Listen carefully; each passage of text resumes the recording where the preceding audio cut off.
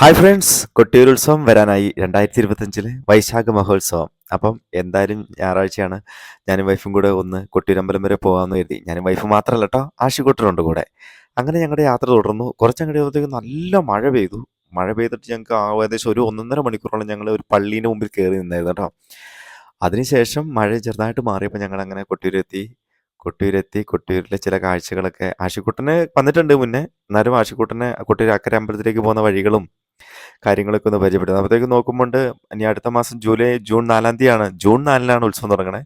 അപ്പം അതിന് മുന്നോടിയായിട്ടുള്ള കടകളും കാര്യങ്ങളൊക്കെ വരണമല്ലോ. അപ്പം അതിൻ്റെ പണിയും കാര്യങ്ങളൊക്കെ നടക്കുന്നുണ്ട്. അപ്പം എന്തെല്ലാം ആയി എന്നൊക്കെ അറിയാനായിട്ടാണ് ഞാനും ഫാമിലിയും കൂടെ കൊട്ടിയൂർ വരെ ഒന്ന് പോയത്. പക്ഷേങ്കിൽ പോയ ദിവസം വളരെ മോശം. കാരണം വെച്ചാൽ നല്ല മഴയാണല്ലോ, ഒരു രക്ഷയുണ്ടായില്ല. അപ്പം വൈഫ് അവിടെ അമ്പലത്തിൻ്റെ ഇക്കരെ അമ്പലവും അക്കരെ അമ്പലത്തിലോട്ട് പോകേണ്ട വഴികളും കാര്യങ്ങളൊക്കെ വിവരിക്കുന്നുണ്ട്. അപ്പോൾ ഇതിൻ്റെ ഫുൾ വീഡിയോ നമ്മൾ നമ്മുടെ മെയിൻ ചാനലിൽ ഇട്ടിട്ടുണ്ട് കഴിഞ്ഞ ദിവസം.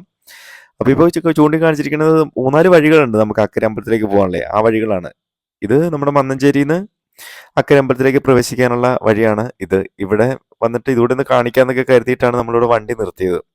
അപ്പം അപ്പുറത്തെ മാവിലെ മാങ്ങയെല്ലാം കണ്ട് വാച്ചു അതിലേക്ക് ഓടിപ്പാഞ്ഞ് കിടന്നു. പെട്ടെന്നാണ് ശക്തമായ മഴ, ഒരു രക്ഷയുണ്ടായില്ല. അങ്ങനെ മഴ മൂലം ഞങ്ങൾ അവിടെ കുറേ നേരം ചെറിയൊരു സ്ഥലം ഉണ്ടായിരുന്നു, വിശ്രമ മന്ദിരമാണ്, അവിടെ കയറി നിന്നു. ചാറ്റൽ മഴയെല്ലാം കൊണ്ടിട്ടാണ് നിൽക്കണേ.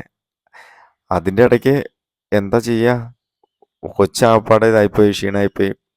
അങ്ങനെ കിട്ടിയ ഗ്യാപ്പിൽ വൈഫ് അപ്പുറത്തൊരു ചേച്ചി മാങ്ങ പെറുക്കാൻ കണ്ടിട്ടുണ്ടായിരുന്നു, മാങ്ങാപ്പഴം. അപ്പോൾ അത് പെറുക്കാൻ വേണ്ടി പോയി കൊണ്ടുവന്നു. അങ്ങനെ അതെല്ലാം കൊണ്ടുവന്ന് ഇതൊക്കെ മഴ ഏകദേശം ശമിച്ചിട്ടുണ്ടായിരുന്നു. പിന്നീട് കൊട്ടിയൂരമ്പലത്തിൻ്റെ ഭക്ഷണശാലയിൽ വെച്ച് വീട്ടിൽ നിന്ന് കൊണ്ടുപോയ ഭക്ഷണം ഏകദേശം 5 മണിയോടുകൂടി കഴിച്ചു. അങ്ങനെ വീഡിയോ കംപ്ലീറ്റ് ചെയ്ത് വീട്ടിൽ ഏകദേശം 9 മണിയായിട്ട് തിരിച്ചെത്തി. വീഡിയോ ഇഷ്ടപ്പെട്ടാൽ തീർച്ചയായും ലൈക്ക് ചെയ്യാനും